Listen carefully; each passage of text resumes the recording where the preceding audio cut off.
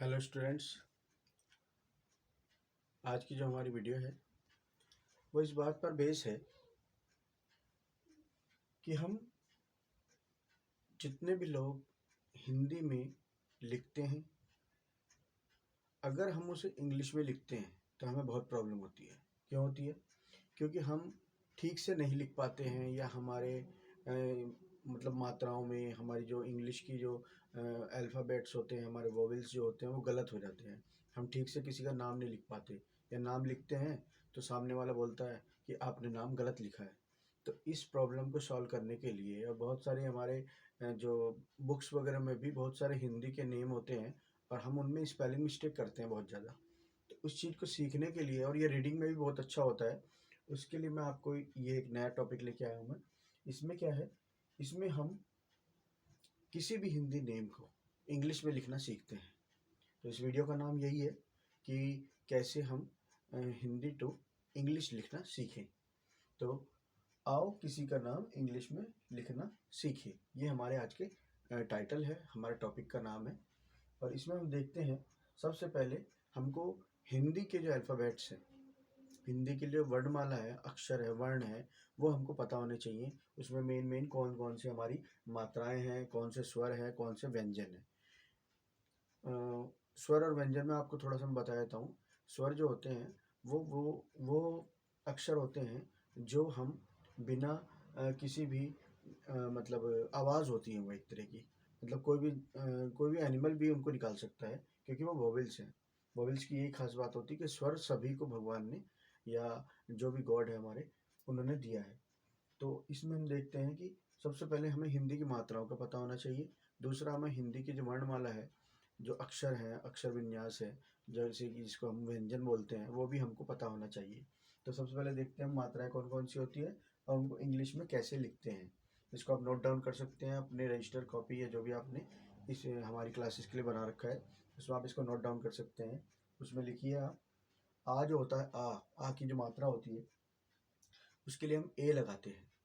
कुछ में ऐसा भी होता है कि हमको थोड़ा सा फ़र्क अलग करने के लिए डबल ए भी लगाना पड़ जाता है, यानी ए को 2 बार लिखना पड़ता है। उसके अलावा आ के बाद जो मात्रा होती है नेक्स्ट हमारी होती है छोटे ऊ की मात्रा। छोटे ऊ की मात्रा जो होती है उसके लिए हम लगाते हैं यू। थर्ड होता है हमारा बड़ी ऊ, बड़ा ऊ बोलते हैं जिसे, बड़े ऊ से ऊन बोलते हैं जो हम, वो डबल ओ से हम दिखाते हैं इंग्लिश में जब लिखते वक्त। उसके जो रूल्स हैं वो मैं आपको थोड़ी देर में बताऊँगा। फिलहाल आप इसको देखिए कि ए की जो मात्रा होती है, छोटा ए, जो ए से एनक होता है, उसकी जो इंग्लिश होती है मात्रा की वो होती है ई। उसके अलावा बड़ी बड़ी ए जो होती है, ऐसे एडी जो होता है, वो उसमें उसमें हम जो इंग्लिश लगाते हैं वो लगाते हैं ए और आई, आई। और ये होता है हमारा नेक्स्ट ओ। ओ की जो मात्रा होती है उसके लिए हम लगाते हैं ओ, इंग्लिश का ओ। और जो हमारा औ होता है, औ, उसके लिए हम लगाते हैं ओ और यू। कहीं कहीं आपको ये औ के लिए ए और यू भी दिखाई दे सकता है, बट मोस्टली आपको ओ और यू दिखाई देगा और आपको लगाना भी ओ और यू है। अंक की मात्रा जो होती है हमारी, उसके लिए हम लगाते हैं एन। तो टोटल हम देखते हैं कितनी मात्रा है हमारी, 3। सभी व्यंजन हिंदी की जो वर्णमाला है मैंने वो लिख दी है। अब ये देखिए आप, क, क से कबूतर, उसकी जो अंग्रेजी होती है वो के होती है।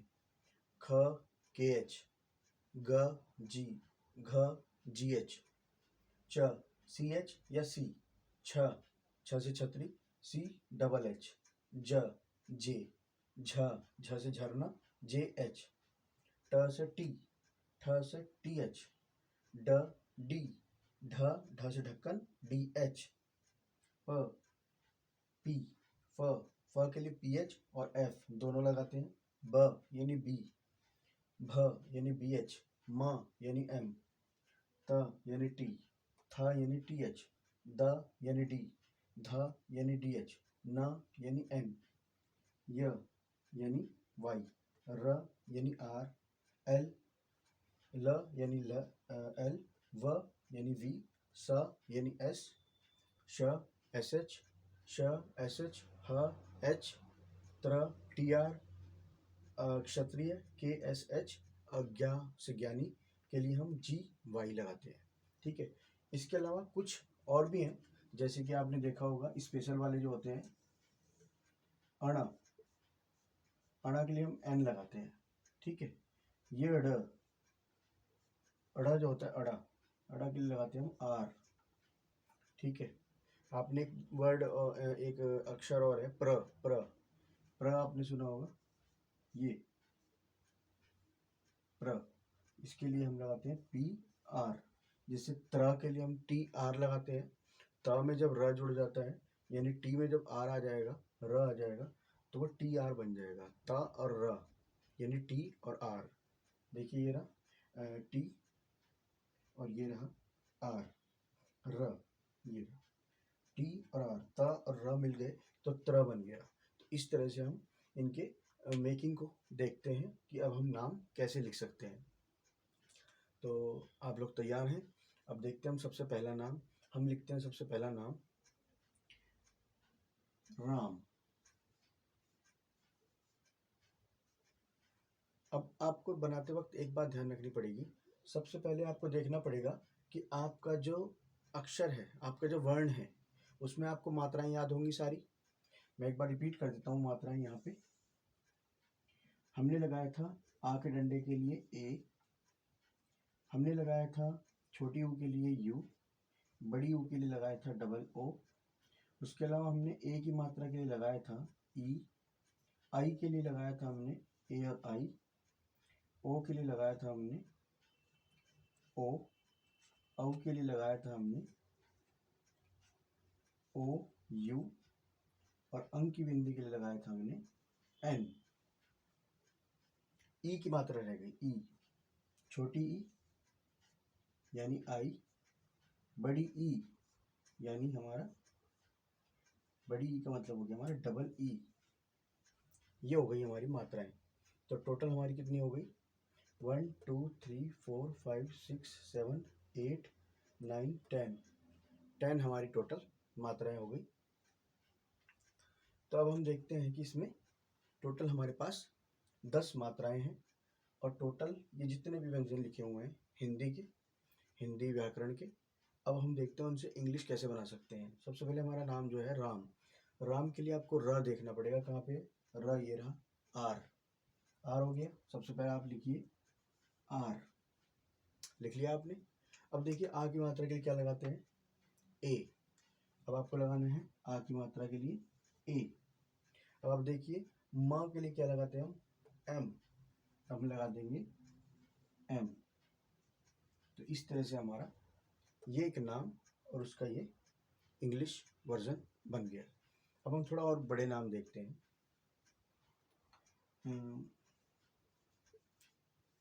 सीता,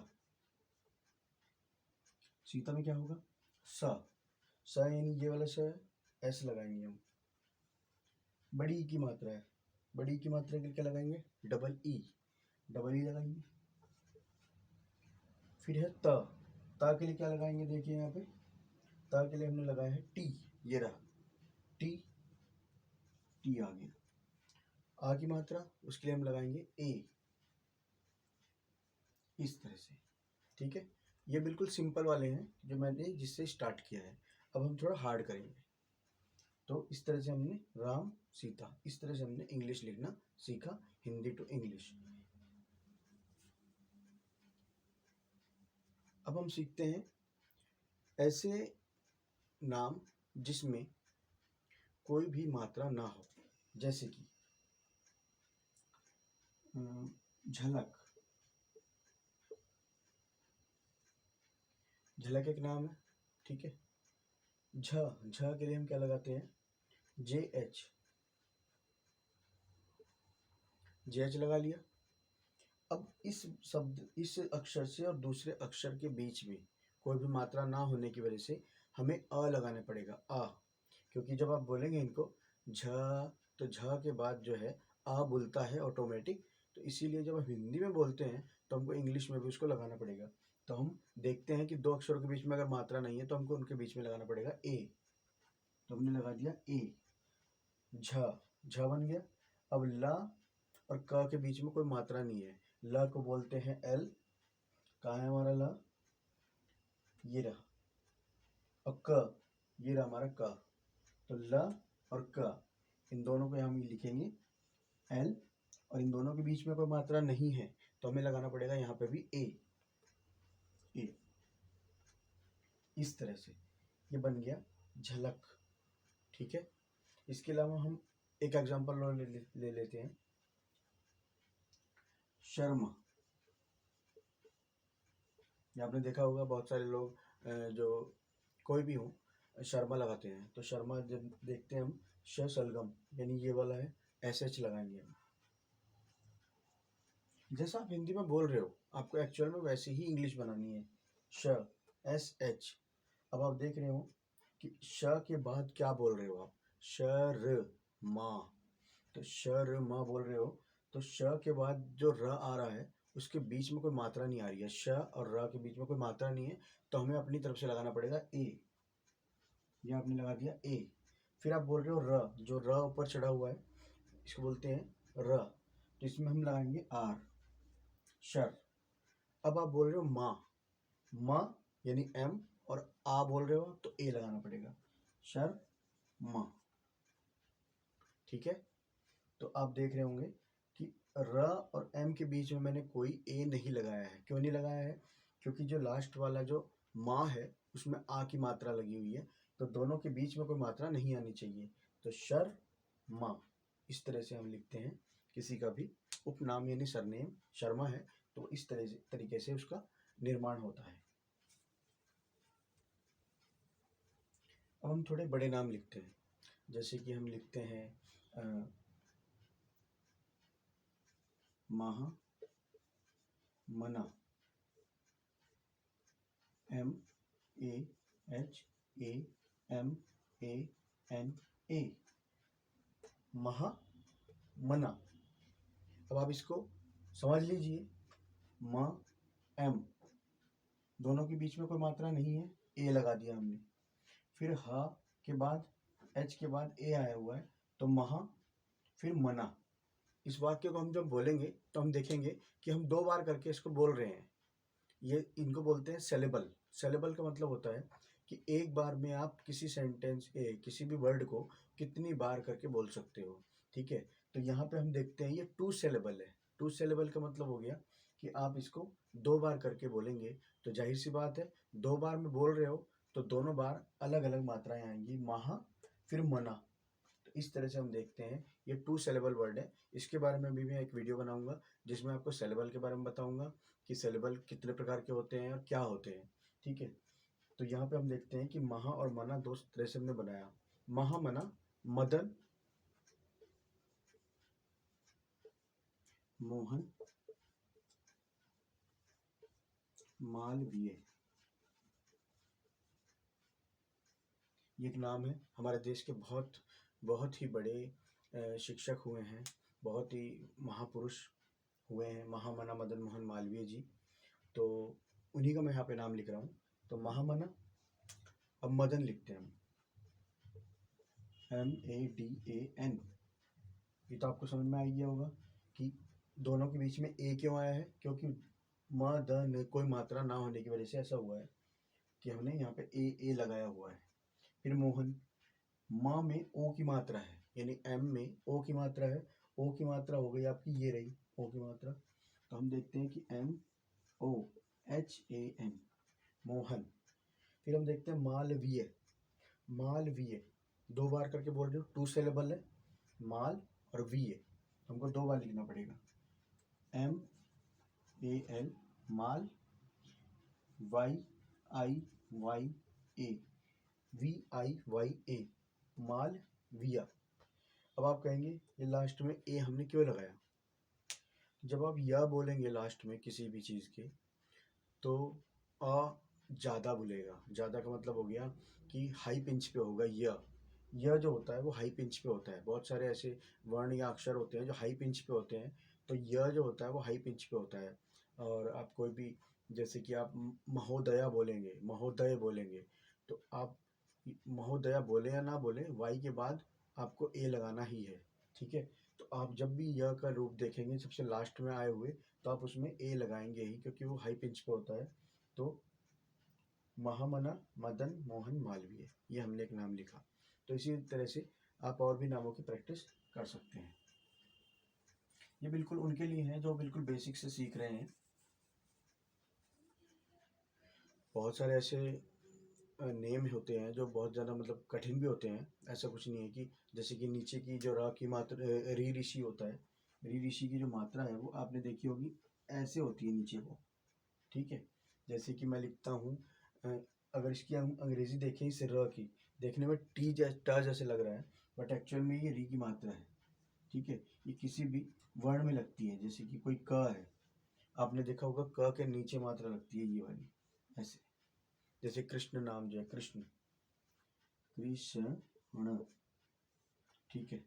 अब कृष्ण जो नाम है, कृष्ण, अब जब बोलते हो इसको तो इसमें आपको एक ही व्यंजन दिखाई दे रहा है क, और दूसरा दिखाई दे रहा है अधा स षटकोण वाला, और तीसरा दिखाई दे रहा है अणा, जो व्यंजन में मतलब हाफ तरीके से आता है, अणा। तो क में आपने देखा री ऋषि की मात्रा लगी हुई है र। तो हम जब इसको लिखेंगे तो हम री ऋषि की जो मैं आपको अंग्रेजी होती है वो बता देता हूँ, आई लगाते हैं हम, आई। ठीक है, तो हम देखते हैं यहाँ पे के आर आई, ये बन गया क। क पे जो री ऋषि है उसका र, आर, और फिर ई की मात्रा और आई की मात्रा और जुड़ेगी, इसमें आई और जुड़ जाएगा, तो कृष्ण। श का आपने देखा होगा यहाँ पे एस एच है, यहाँ पे मैंने पहले से लिखा हुआ है श ह। तो ये वाला भी एस एच और ये वाले भी एस एच, दोनों ही इनके लिए यूज होते हैं। तो कृष्ण, अब देख रहे होंगे इसके और इसके बीच में कोई मात्रा ना होने की वजह से मुझे लगाना पड़ेगा ए, और अणा जो होता है, अणा की मैंने आपको हिंदी इंग्लिश यहाँ पे बताई थी, एन होती है, तो आपको लगाना पड़ेगा यहाँ पे न। ठीक है, कई लोग क्या करते हैं, कृष्ण न बोल के कृष्णा बोलते हैं। ठीक है, उसको भी लिखने का तरीका है कृष्णा, वो इस तरीके से लिखते हैं। ठीक है, वो कृष्ण नहीं बोल रहे हैं, वो कृष्णा बोल रहे हैं। ठीक है, तो इस तरह से हम देखते हैं कि इन नामों को इस तरीके से लिखा जाता है। एक चीज़ मैं और बता दूं आपको, छोटी सी बात, जितने भी नाम होते हैं, कोई भी बड़ी मात्रा अगर किसी भी नाम के आखिरी में आती है तो वह ऑटोमेटिक छोटी मात्रा में बदल जाती है। अब आप कहेंगे छोटी और बड़ी मात्रा क्या होती है, जैसे कि छोटा ऊ बड़ा ऊ, छोटी ई बड़ी ई, छोटा ए बड़ा ए। तो इस तरह के जो वर्ड होते हैं, जो मतलब हमारी मात्राएं होती हैं, तो इनको जब हम देखते हैं कि अगर ये लास्ट में किसी अक्षर के आए हुए हैं तो ये अपने आप ही मतलब बड़े से छोटे में बदल जाते हैं। जैसे कि हम कोई नाम लिखते हैं जिसमें बड़ा ऊ हो। ठीक है, जैसे कि हम कोई नाम देखते हैं, कोई भी नाम, कल्लू, कल्लू एक नाम है। अब देख रहे हैं यहाँ पे बड़े ओ की मात्रा है, तो बड़े ओ की मात्रा के लिए हम क्या करेंगे, हम इसको जब लिखेंगे तो हम डबल ओ नहीं लगाएंगे। बड़े ओ की मात्रा के लिए डबल ओ लगता है, लेकिन हम उसके लिए क्या लगाएंगे, यू। देखिए के, दोनों के बीच में मात्रा ना होने की वजह से ए लगाना पड़ा, एल, फिर दोबारा एल, फिर यू। अगर कोई भी बड़ी मात्रा लास्ट में आई हुई है तो ऑटोमेटिक छोटी मात्रा में बदल जाती है। जैसे कि हम कोई नाम देखते हैं, बानी, बानी एक नाम है। ठीक है, लड़की का नाम है। बानी को हम जब लिखते हैं, आप देख रहे होंगे इसमें बड़ी की मात्रा लगी हुई है, छोटी छोटी ई की मात्रा बदल जाएगी, यानी हम इसकी अंग्रेजी लिखेंगे आई।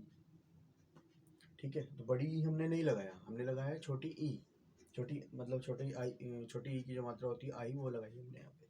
तो इस तरह से आप ये चीज़ भी ध्यान रखना, जब भी आप कोई भी बड़े बड़े नाम लिखते हैं, एक बात का जरूर ध्यान रखना कि एक नाम को आप कितने बार में बोल रहे हो। जितने बार में आप बोल रहे होंगे वो उसका एक टुकड़ा कहलाएगा। ठीक है, कोई भी बड़ा नाम में ऐसा होता है अक्सर कि जब कोई नाम थोड़ा बड़ा हो जाता है, जैसे कि मैं एक बड़ा नाम लिखता हूँ यहाँ पे,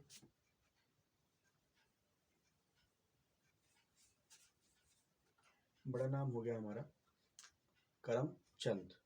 ठीक है, टू सिलेबल है, पढ़ने में बोलने में दिखाई दे रहा है करमचंद, है ना, तो करमचंद, इसको हमने दो बार करके बोला, नाम तो एक है बट दो बार बोला, ये नहीं है, टू सिलेबल है। टू सिलेबल को हम कैसे लिखेंगे, पहले हम करम को लिखेंगे फिर हम चंद को लिखेंगे। करमचंद। लिखना एक साथ है, कोई गैप नहीं होना चाहिए बीच में, क्योंकि हिंदी में भी आप देख रहे होंगे एक साथ लिखा हुआ है ये नाम, और इंग्लिश में भी हमको एक साथ ही लिखना पड़ेगा। और आप ये भी देख रहे होंगे मैंने जब जोड़ा है तो मैंने एम और सी के बीच में कोई ए नहीं लगाया है। वो इसीलिए नहीं लगाया है क्योंकि ये 2 सिलेबल है, 2 बार करके बोला जा रहा है।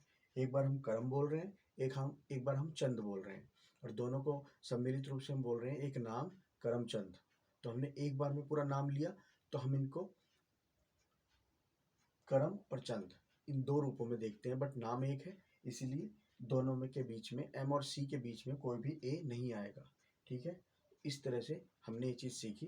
अगर कोई भी आपको और भी कोई बात पूछनी है तो आप इसके जो वीडियो है ये उसके डिस्क्रिप्शन में या देख सकते हैं। इसके बारे में और भी कुछ नाम्स के मैंने एक्सरसाइज में दिए हुए हैं कि इन नामों की प्रैक्टिस करिए, तो आप उनकी प्रैक्टिस करके देखिए।